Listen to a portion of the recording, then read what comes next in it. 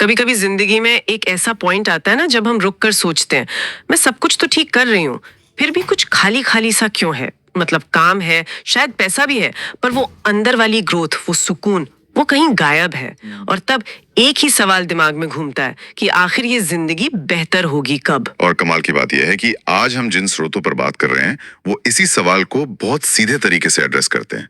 ये कोई motivational quotes नहीं देते, बल्कि जिंदगी को बेहतर बनाने के लिए 7 तरह के निवेश का एक पूरा ब्लूप्रिंट पेश करते हैं। बिल्कुल। और शुरू करने से पहले एक बात साफ कर दें, जब हम निवेश कह रहे हैं तो हमारा मतलब स्टॉक मार्केट या म्यूचुअल फंड से बिल्कुल नहीं है। ये उससे कहीं ज्यादा पर्सनल है और पावरफुल भी। ये खुद पर, अपनी आदतों पर, अपने रिश्तों पर, अपनी सोच पर निवेश करने के बारे में है। स्रोत तो इसे सिर्फ जानकारी नहीं बल्कि एक नई जिंदगी का ऑपरेटिंग सिस्टम कहता है। तो चलिए इसे बूट अप करके देखते हैं। यहाँ जो बात मुझे सबसे आकर्षक लगी वो ये है कि ये ढांचा कितना संतुलित है।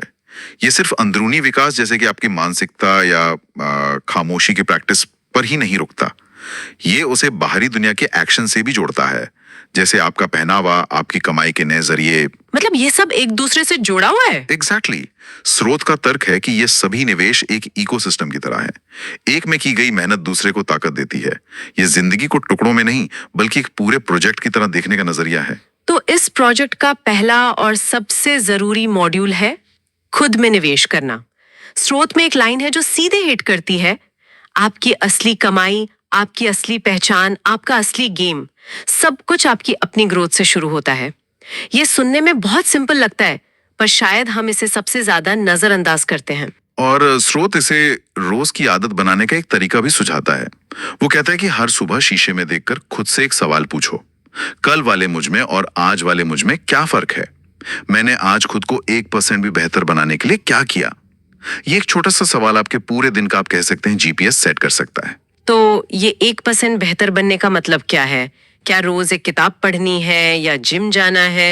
ये थोड़ा भारी लग सकता है। स्रोत इसे 3 हिस्सों में तोड़ता है। अपना ज्ञान बढ़ाओ, अपने हुनर को तेज करो और अपनी शारीरिक मानसिक सेहत को प्राथमिकता दो। पर यहाँ एक गहरी बात है। स्रोत इसे चक्रवृद्धि ब्याज मतलब कंपाउंडिंग इंटरेस्ट की तरह समझाता है, लेकिन एक बहुत दिलचस्प एनालॉजी के साथ। वो इसकी तुलना बांस के पेड़ से करता है। बांस का पेड़? वो कैसे? देखिए, बांस का पेड़ जब लगाया जाता है तो पहले 4 साल तक जमीन के ऊपर कुछ खास नहीं दिखता। अच्छा। आपको लगेगा मेहनत बेकार जा रही है, बिल्कुल बेकार। बिल्कुल। लेकिन उन 4 सालों में वो जमीन के नीचे अपनी जड़ों का एक मजबूत नेटवर्क बना रहा होता है। अच्छा। और फिर 5वें साल में वो सिर्फ 6 हफ्तों के अंदर 90 फीट तक बढ़ जाता है। सेल्फ इन्वेस्टमेंट बिल्कुल ऐसा ही है। शुरू में आपको लगेगा कुछ नहीं हो रहा, आप रोज थोड़ा पढ़ रहे हैं, कोई नई स्किल सीख रहे हैं, एक्सरसाइज कर रहे हैं और नतीजा 0 है। लेकिन आप असल में अपनी जड़ें मजबूत कर रहे हैं। और फिर एक दिन अचानक आपकी ग्रोथ वो आसमान छूने लगती है। वाह, ये तो कमाल का नजरिया है। मतलब सब्र रखना बहुत जरूरी है। और जब हम खुद को बेहतर बनाने की बात करते हैं तो अक्सर ये भूल जाते हैं कि हमारा विकास अकेले में नहीं होता है। हमारी तरक्की इस पर भी बहुत निर्भर करती है कि हम किन लोगों के बीच उठते बैठते हैं, जो हमें हमारे अगले निवेश पर लाता है। आपका सर्कल। बिल्कुल। स्रोत यहाँ एक बहुत पावरफुल एनालॉजी देता है। आपका माहौल आप पर वैसे ही असर डालता है जैसे सादे पानी में घुला हुआ रंग। आप कितने भी साफ क्यों ना हो, अगर आपको नीले रंग में डुबो दिया जाए तो आप नीले ही निकलेंगे। इसलिए स्रोत हमें कुछ असहज करने वाले सवाल पूछने को कहता है। आपके 5 सबसे करीबी दोस्त कौन हैं? क्या उनके साथ 1 घंटा बिताने के बाद आप ऊर्जा से भर जाते हैं या थका हुआ महसूस करते हैं? लेकिन ये सुनने में तो अच्छा लगता है, पर असल जिंदगी में एक चुनौती देने वाले दोस्त और एक हर बात में नुक्स निकालने वाले नेगेटिव इंसान के बीच की लाइन कैसे तय करें? क्या स्रोत इस पर कोई रोशनी डालता है? बहुत अच्छा सवाल है। और स्रोत इसका एक सीधा लिटमस टेस्ट देता है। वो कहता है कि नियत देखो। जो इंसान आपको चुनौती देता है उसकी नियत आपकी ग्रोथ होती है। वो आपकी कमी इसलिए बताता है ताकि आप उसे सुधार सकें। उसका फीडबैक कठोर हो सकता है लेकिन पर्सनल अटैक नहीं होता। जबकि एक नेगेटिव इंसान की नियत आपको छोटा महसूस कराना होती है। स्रोत कहता है कि आपके सर्कल में सिर्फ चीयरलीडर ली नहीं बल्कि कोच भी होने चाहिए। चीयरलीडर आपको तब भी अच्छा बोलेंगे जब आप गलत कर रहे हो, लेकिन कोच आपको वो सच बताएगा जो आपकी परफॉर्मेंस सुधारेगा। समझ गई। नियत का फर्क बहुत जरूरी बात है ये। और सर्कल के साथ ही दूसरा निवेश आता है जो हमारी सोच को आकार देता है, वो है किताबों में निवेश। स्रोत का कहना है कि किताबें ज्ञान का दरवाजा है। हाँ, लेकिन स्रोत इसे एक कदम आगे ले जाता है। वो कहता है कि किताबें पढ़ने का लक्ष्य सिर्फ जानकारी इकट्ठा करना नहीं है, बल्कि सोच के नए मेंटल मॉडल्स बनाना है। जैसे वॉरेन बफे ने सिर्फ निवेश की किताबें नहीं पढ़ी, उन्होंने मानव मनोविज्ञान पर भी उतना ही पढ़ा ताकि वो बाजार के डर और लालच को समझ सकें। मतलब अलग अलग फील्ड्स की किताबें पढ़ के डॉट्स कनेक्ट करना। एग्जैक्टली। स्रोत का तर्क है कि एक अच्छी किताब आपको सालों की रिसर्च और अनुभव कुछ 100 पन्नों में दे देती है। ये दुनिया का सबसे बड़ा रिटर्न ऑन इन्वेस्टमेंट है। और ये दोनों निवेश, सर्कल और किताबें, ये आपस में जुड़े हैं। एक अच्छा सर्कल आपको अच्छी किताबें सुझाएगा और अच्छी किताबें आपको ये समझने में मदद करेंगी कि आपको किस तरह के सर्कल की जरूरत है। अच्छा, तो ये तो हुई अंदर की बातें, मतलब हमारी सोच और हमारे ज्ञान को बेहतर बनाने की। अब जरा बाहर की दुनिया पर आते हैं, यानी कि हम दुनिया से कैसे मिलते हैं और कैसे दिखते हैं। यहाँ दो बड़े दिलचस्प निवेश हैं। पहला है अनुभवों में निवेश। हाँ, और ये आज की दुनिया में बहुत जरूरी है। स्रोत कहता है जिंदगी में असली अमीरी बैंक बैलेंस से नहीं, बल्कि उन पलों की यादों से आती है जो हमने जिए हैं। हम चीजें इकट्ठा करने में लगे हैं, नया फोन, बड़ी गाड़ी, महंगे कपड़े, लेकिन स्रोत याद दिलाता है कि ये चीजें खुशी नहीं, बस आराम देती हैं। असली खुशी अनुभवों से मिलती है। स्रोत ये भी कहता है कि अनुभव भौतिक चीजों से ज्यादा मूल्यवान होते हैं। इसके पीछे क्या तर्क है? इसके पीछे 3 गहरे कारण दिए गए हैं। पहला, अनुभवों की वैल्यू समय के साथ कम नहीं होती, बल्कि बढ़ती है।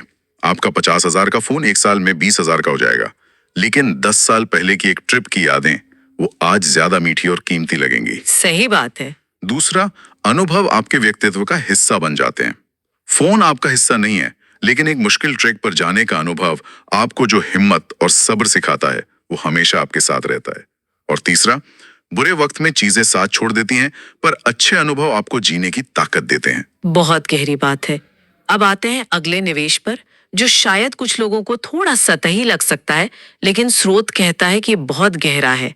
अच्छा दिखने में निवेश। और इसे लेके बहुत गलत फहमियां हैं। स्रोत सीधे कहता है लोग आपके दिल को बाद में देखते हैं, पहले आपकी पर्सनालिटी को देखते हैं। यहाँ अच्छा दिखने का मतलब महंगे ब्रांड्स पहनना या किसी मॉडल की तरह दिखना बिल्कुल नहीं है। इसका मतलब है साफ सुथरे, इस्त्री किए हुए कपड़े पहनना, सही ग्रूमिंग और एक आत्मविश्वासी बॉडी लैंग्वेज। लेकिन क्या इससे ये संदेश नहीं जाता कि बाहरी दिखावा अंदरूनी गुणों से ज्यादा जरूरी है? मतलब बहुत से महान विचारक या कलाकार जैसे आइंस्टाइन, वो तो अपने पहनावे पर बिल्कुल ध्यान नहीं देते थे। एक बेहतरीन पॉइंट है और एक तरह का डेविल्स एडवोकेट व्यू है। स्रोत इस गलत फहमी को साफ करता है। वो कहता है कि ये दूसरों को इम्प्रेस करने के लिए नहीं है, ये खुद के लिए सम्मान का प्रतीक है। जब आप खुद को अच्छी तरह से प्रस्तुत करते हैं, तो आप अनजाने में अपने दिमाग को एक सिग्नल भेजते हैं कि मैं इस लायक हूं और मैं खुद को गंभीरता से लेता हूं। ये एक तरह की मनोवैज्ञानिक प्राइमिंग है।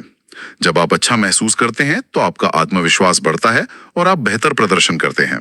ओके, ये खुद के लिए सम्मान वाला एंगल इसे एक नया मतलब देता है, और शायद यही आत्मविश्वास और आत्मसम्मान हमें अगले 2 निवेशों के लिए तैयार करता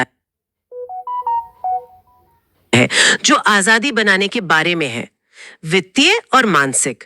पहले बात करते हैं साइड हसल में निवेश की। बिल्कुल। श्रुत का मानना है कि आज की अनिश्चित दुनिया में सिर्फ एक आय के स्रोत पर निर्भर रहना एक पतले धागे पर चलने जैसा है जो कभी भी टूट सकता है। एक साइड हसल सिर्फ एक्स्ट्रा पैसे कमाने का जरिया नहीं है, ये आपका वित्तीय सेफ्टी नेट है। पर ज्यादातर लोग सोचते हैं कि उनके पास कोई ऐसा हुनर ही नहीं है जिसे बेचा जा सके। और यहीं पर स्रोत हमारी सोच को चुनौती देता है। वो कहता है कि हर इंसान के पास कोई ना कोई हुनर होता है, चाहे वो अच्छा लिखना हो, डिजाइन करना हो, किसी को कुछ सिखाना हो, कुछ भी। साइड हसल शुरू करने से आप सिर्फ पैसा नहीं कमाते, आप एक बिजनेस माइंडसेट विकसित करते हैं। आप एक कर्मचारी की तरह सोचना बंद करके एक मालिक की तरह सोचना शुरू कर देते हैं। स्रोत की एक बहुत ही शक्तिशाली लाइन है, आपकी कमाई की सीमा आपकी सैलरी नहीं, आपकी कल्पना है। ये सोच ही अपने आप में आजादी देने वाली है, लेकिन इसका मतलब ये तो नहीं कि हर कोई अपनी नौकरी छोड़ दे। बिल्कुल नहीं, बिल्कुल नहीं। बल्कि स्रोत इसे धीरे धीरे बनाने की सलाह देता है। हफ्ते के 5-10 घंटे निकालकर शुरू करें, देखें कि क्या काम करता है। ये सिर्फ पैसे के बारे में नहीं है, ये अपनी क्षमता को टेस्ट करने और अपनी जिंदगी का कंट्रोल अपने हाथ में लेने के बारे में है। और अब आते हैं इस लिस्ट के 7वें और शायद सबसे गहरे, सबसे अनदेखे निवेश पर, खामोशी में निवेश। आज की दुनिया में जहां हर तरफ शोर है, नोटिफिकेशन का, सोशल मीडिया का, लोगों की राय का, खामोशी एक लग्जरी बन गई है। सही कहा। स्रोत एक बहुत मार्मिक सवाल पूछता है। आखिरी बार कब आपने बिना किसी भटकाव के, बिना फोन के, बस 10 मिनट बैठकर सिर्फ अपनी धड़कन सुनी थी? ज्यादातर लोगों के पास इसका जवाब नहीं होगा। हम खामोशी से डरते हैं क्योंकि वहां हमें अपने असली विचारों और डरों का सामना करना पड़ता है। स्रोत में एक कहानी है एक सीईओ की, जो हर रोज सुबह 15 मिनट अपनी बालकनी में बिना फोन के बैठता था। उसका कहना था कि कंपनी के सबसे बड़े स्ट्रेटेजिक शिफ्ट्स के आइडिया उसे मीटिंग्स में नहीं बल्कि उसी खामोशी में आए। क्या खामोशी इतनी प्रोडक्टिव हो सकती है? बिल्कुल। स्रोत के अनुसार असली और ओरिजिनल आइडियाज हमेशा शांति में जन्म लेते हैं। शोर में आप सिर्फ दूसरों के विचारों पर रिएक्ट करते हैं। खामोशी में आप अपने खुद के विचार बनाते हैं। ये वो जगह है जहां आप अपने इमोशंस को प्रोसेस करते हैं, अपने गुस्से को समझते हैं और मुश्किल फैसलों पर स्पष्टता पाते हैं। तो अगर हम इन 7 निवेशों को एक साथ देखें, खुद की ग्रोथ में निवेश, सही लोगों के सर्कल में, किताबों से सीखने में, जिंदगी के अनुभवों में, खुद को अच्छी तरह प्रस्तुत करने में, एक साइड हसल बनाने में और आखिर में खामोशी में, इन सब में जो एक कॉमन धागा है वो ये है कि ये सभी आपको अपनी जिंदगी का ड्राइवर बनाते हैं, पैसेंजर नहीं। और स्रोत का अंतिम संदेश सबसे महत्वपूर्ण है। ये सब जानना बेकार है अगर आप इसे लागू नहीं करते। ज्ञान बिना कार्रवाई के सिर्फ एक मनोरंजन है। असली सवाल ये नहीं है कि कौन सा निवेश सबसे महत्वपूर्ण है, बल्कि ये है कि आज आप इनमें से कौन सा एक छोटा सा कदम उठाने वाले हैं। बिल्कुल। तो आज की ये बातचीत हमें इस शक्तिशाली विचार के साथ छोड़ जाती है। आपकी जिंदगी वही बनती है जहां आप अपना समय, ऊर्जा और ध्यान निवेश करते हैं। तो इन 7 के अलावा वो एक छोटा व्यक्तिगत निवेश क्या हो सकता है? किसी भूले हुए शौक में, किसी मुश्किल बातचीत को करने में या माफी के एक पल में, जो आज से ही आपकी जिंदगी में चक्रवृद्धि रिटर्न देना शुरू कर सकता है।